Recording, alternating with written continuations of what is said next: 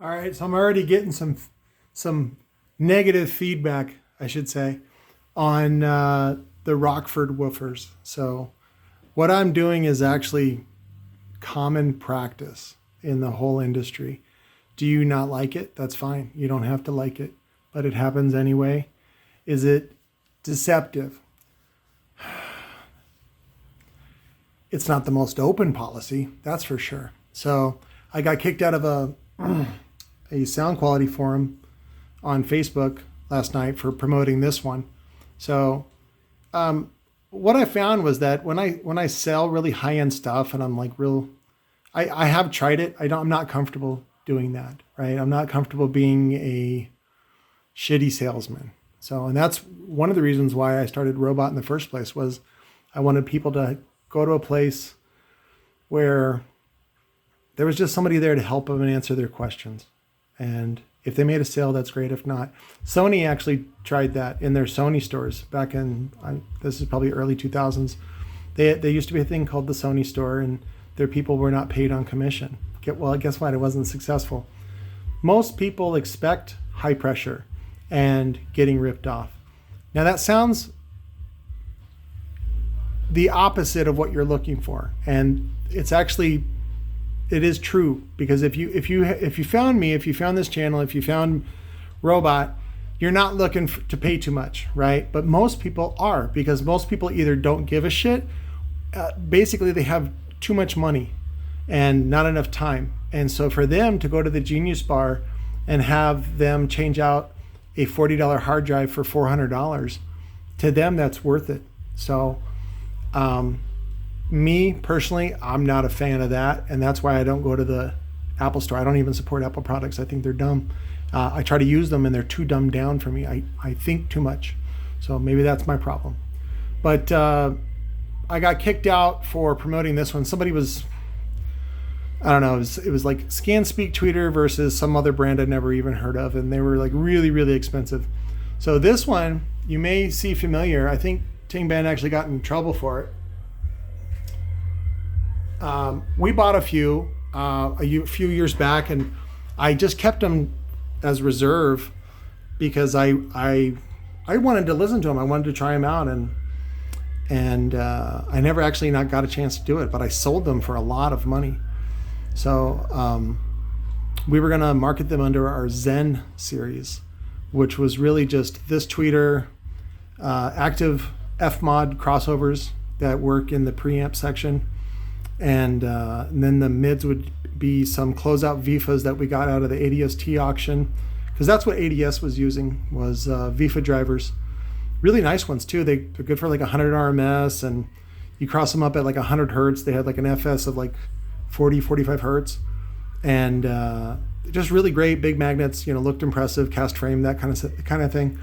And ADS was doing it. So in fact, if you know Orion, right? Because at the time of the bankruptcy, ADST, the parent company, owned the ADS brand, PPI, and Orion, and also Apogee, home speakers, electrostatic. And Orion used to go down to Speakerworks, which was owned by Carl.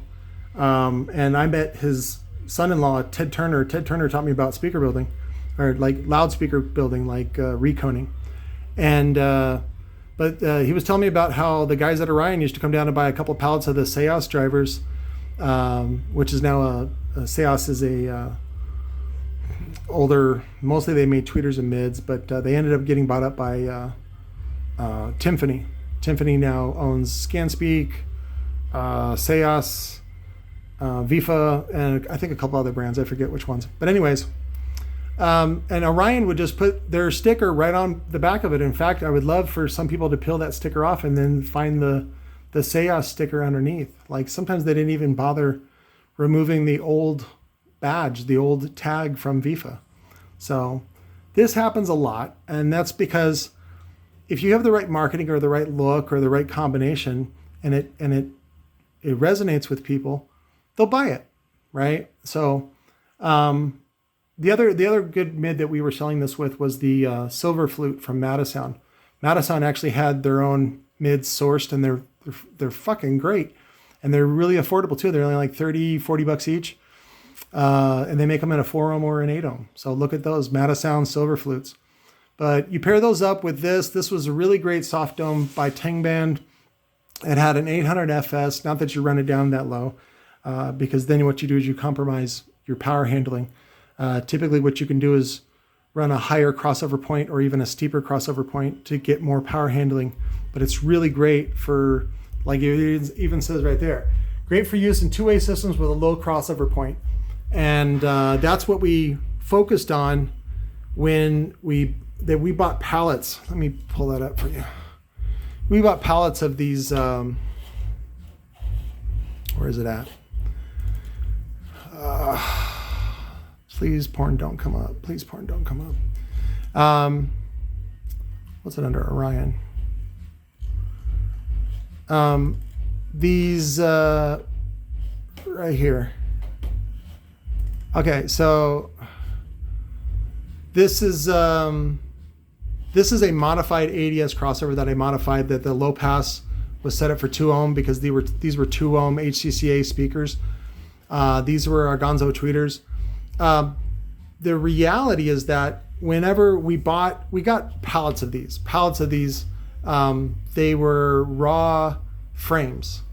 Now, ADST used this same magnet and frame, but in a different color under the ADS brand. And what was it? So we had pallets and pallets of the magnets and frame, which were made by a company called Mayloon. And you used to be able to see their ads in Voice Coil magazine, and they would advertise this frame and motor. It's a injection molded frame around the magnet, and so it's kind of cool. So it's all in one, and it was really sharp, and especially under the HCCA brand, it was really nice. So, but I had run into a guy there that technically he worked for ADST, and they owed him a bunch of money, but they couldn't pay him in money, so they gave him in speaker parts. Or he was stealing them, because come to find out, that's what he was doing to me. He was stealing speaker parts and clients from me. So, but we contacted Kodak because we had a lot of the magnets left over from the ADS tweeters, and the ADS tweeters are really great.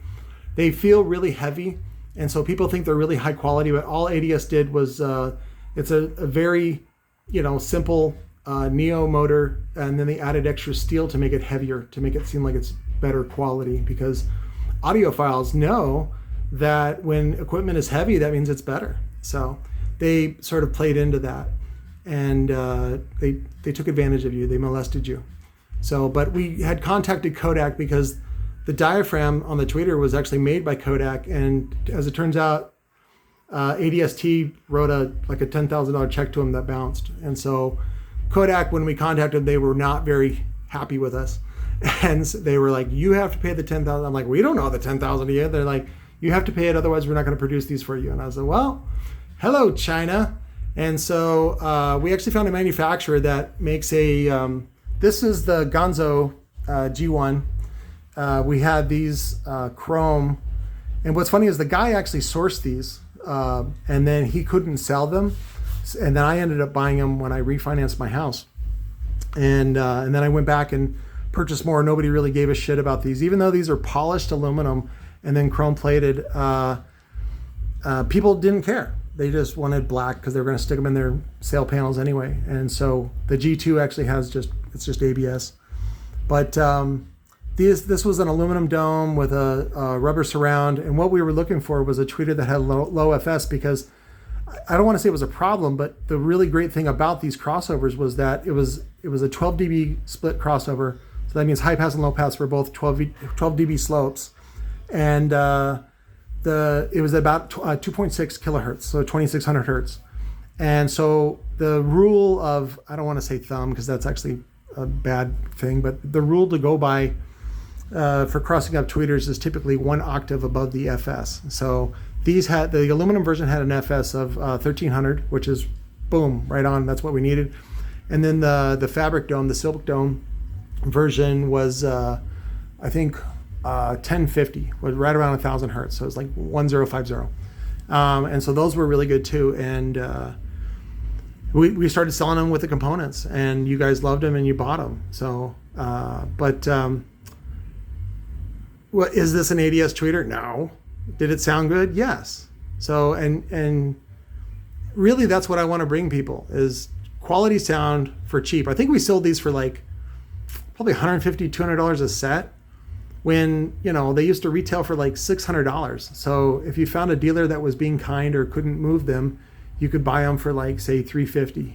So it was kind of ridiculous. But I'll share some other stories about that. The auction was actually really revealing, and it really put me in touch with a lot of people that were, they had an axe to grind with ADST.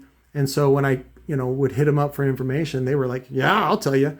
And so it was really informative, and I learned a lot, and I'd love to share more with you guys, but I got to be really careful. And I know some of these videos I kind of ramble and I go from subject to subject, but I'll try to be more focused. But I wanted to share this with you because I had got kicked out of that forum. You got to remember that a lot of these forums are, how does it work? They're not sponsored by a brand, but typically the guy that owns something is the one who started it. And the reason why he started it was because he wants to sell product, right? And he's making a really great margin on them. And so I found that out when I was on, what was it called? I think DIYMA, Do It Yourself Mobile Audio. Yeah, and that was Ant. So stupid Ant, I had written a blog back then, this was years ago, about how all sound damping material is the same. All you're doing is adding mass. So, and there's an article way back then, and then like when it came out with Dynamat, that it technically turns it into heat, which is true, but the amount of heat that it generates is so tiny. I doubt you would even be able to measure it unless it was like super high excursion. And then maybe, yes. So, but I had said that, I was making fun of all sound dampeners because at the time Lightning Audio had what's called Dead Skin, and then Ant was selling Second Skin. I had no idea. I was just giving my honest opinion, and I got in trouble for it. So because Ant felt disrespected because it was his forum. And that's when I really started gaining a lot of haters, because a lot of people were on his nuts because they were getting discounts. And what they didn't realize with those, and that's what I do with all these guys here in the Valley, is I get these guys that have been friends with a shop owner, and then I start undercutting them because I'm selling a woofer that I think is reasonably priced, but they don't like that because they're used to, people buying these, a high performance woofer for $800 to $1,000. And if I can offer the same one with triple the warranty for half that, or even even less than that, I can see why they would get pissed. My advice is you need to work harder. So, or do something different, like don't have so much overhead, something like that. But anyways, another sound quality forum that I got kicked out of, boo-hoo. It doesn't stop the underground. We are underground like fucking the Boring Company, right? They're boring. Get it? Boring. Say it a couple more times. Boring. They're boring. But they're underground. Love you guys. Later.